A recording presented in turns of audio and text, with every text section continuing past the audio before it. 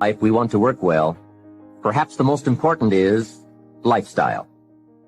Mr. Shoaff gave me one of his strongest concepts when he said, "Don't just learn how to earn, learn how to live." And that's what lifestyle is all about, learning how to live. Here's one of the great challenges of life: being happy with what you have while in pursuit of what you want. I have found it a practice well worth exercising with skill. Now consider this. Some people have plenty of beautiful things filling their days, but they get little happiness from them. Some people have money, but they have trouble finding joy in their lives. Imagine a father wads up a $5 bill and throws it at his son, saying, "Here, if you need the darn stuff that bad, take it." Same money, poor style. And remember, it's not the amount that counts. It's the style that counts. Mr. Shoaff taught me lifestyle in those early days, starting with small amounts.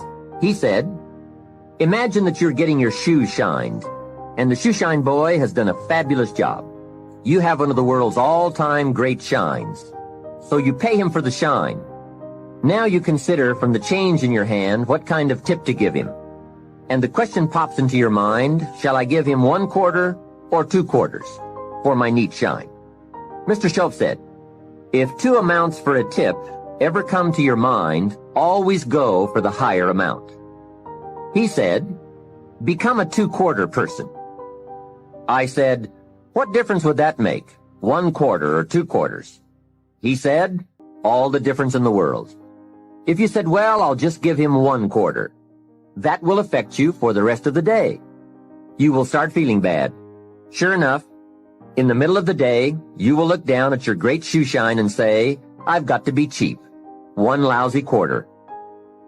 That will affect you. However, if you go for 2 quarters, Shoaff said you can't believe the feeling you can buy for another quarter. That's lifestyle. Becoming a 2-quarter person and learning to get joy from the greater person you are becoming. A man came up and introduced himself to me after one of my seminars in Detroit, Michigan. And he said, Mr. Rohn, you got to me tonight. I've decided to change my whole life. I said, fantastic. He said, you will hear about it someday. I said, I don't doubt that. Sure enough, a few months later, I was back in Detroit for another lecture. And the same man walked up and said, Mr. Rohn, do you remember me? I said, I do. You are the man who said he was going to change his life. He said, that's me, and I've got to tell you a story. Here's the story he told me. After the last seminar, he said, I started thinking about ways to begin changing my life. And I decided to start with my family. I have 2 lovely teenage daughters, the best kids anyone could ask for. They never give me any trouble. However, I've always given them a hard time, especially as teenagers. One of the things they dearly love to do is to go to rock and roll concerts, to see their favorite performers. Now, I've always given them a hard time on this subject. They would ask to go, and I would say, no, I don't want you to go. The music is too loud. You'll ruin your hearing. And besides, it's the wrong crowd. I would always give them a hard time. Then they would beg, please, Daddy, we want to go. We don't give you any trouble. We're good girls. Please let us go. Well, after they had begged long enough, I would reluctantly throw them the money and say, okay, if you have to go that bad. So that's where I decided to start to make some changes in my life. Then he said, here's what I did. Not long ago, I saw this advertisement that one of my daughter's favorite performers was coming to town. Guess what I did? I went down to the concert hall and bought the tickets myself.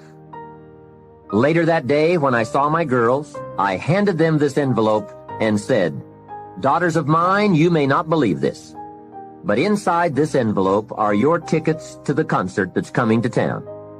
I knew it was one of their favorites. They could not believe it. Then I told them one more thing.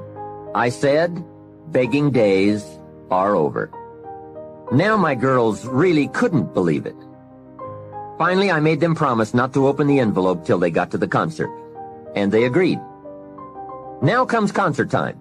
When they arrive, they open the envelope and hand the tickets to the usher. He says, "Follow me." And he starts down front. They say, "Wait a minute, something must be wrong." The usher looks at the tickets and says, "Nothing is wrong, follow me."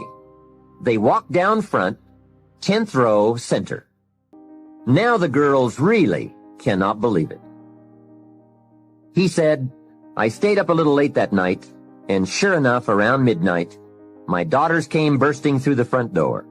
One of them lands in my lap, the other one has her arms around my neck, and they both say, 'You have got to be one of the world's all-time great fathers.'"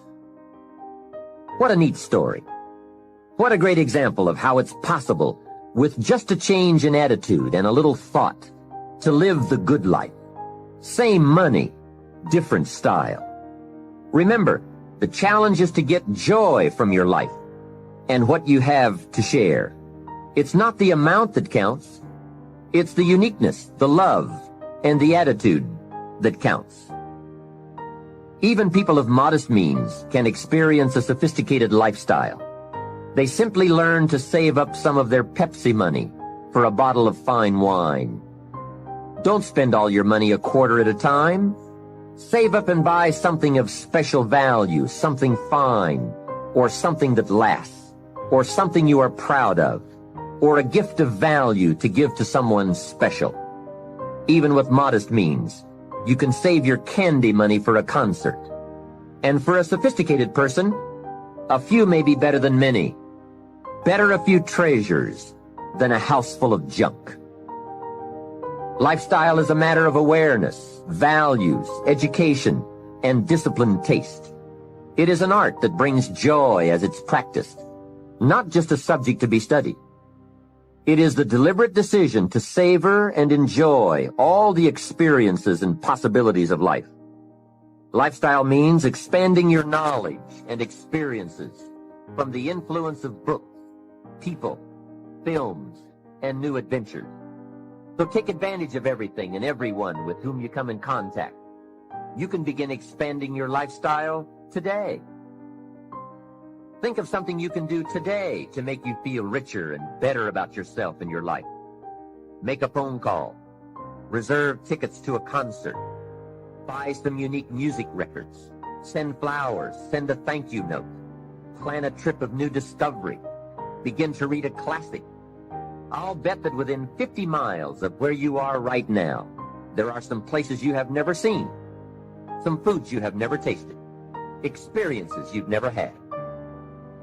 I grew up in Idaho, and I've never been to Yellowstone Park. And part of it is in Idaho. Thousands of people from all over the world have traveled to Yellowstone. Old Faithful? Doesn't everyone know about Old Faithful? Hey, I've been to Africa, but not to Yellowstone. Isn't it easy to miss something? Isn't it often easier not to do something, see something, experience something? Hey, let's all set a new goal not to miss anything, especially things within our reach, within travel time, walking time, effort time. And that's the key word, effort. Remember, all good things are upstream. A conscious act from a unique thought. That's where the pleasure is. And the act serves as a bridge between dreams and reality. So develop your lifestyle a little more. Your style of seeing, giving, sharing, enjoying. It's not the amount that counts, but the experience of choosing to live with style. I remember saying to Mr. Shoaff one time, if I had more money, I would be happy. And he gave me some of the better words of wisdom when he said to me, "Mr. Rohn, the key to happiness is not more. Happiness is an art to be studied and practiced." He said, "More money will only make you more of what you already are. More will only more quickly send you on to your destination." He said, if you're inclined to be unhappy, if you get a lot of money, you will be miserable. More money will only make you more. More money will only amplify. If you're inclined to be mean, and you get a lot of money, you will be a terror. If you're inclined to drink a little too much, when you get a lot of money, you can now become a drunk, because you can drink everything. So style is not more. Style is an art, a genius, a design. Lifestyle is reserved for those who are willing to study and practice the higher arts of life. Lifestyle is culture, music, dance, art, sculpture, literature, plays, concerts.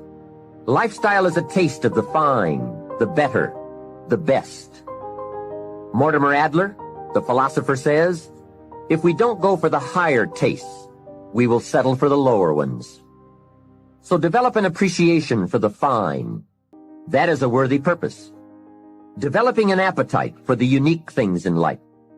Study the art and reach for the best. To have the best in the time we have available to us, that is the quest. Remember, it's not the amount, it's the imagination. My lady and I were on a trip to Carmel, California one sunny summer day to do some shopping and exploring.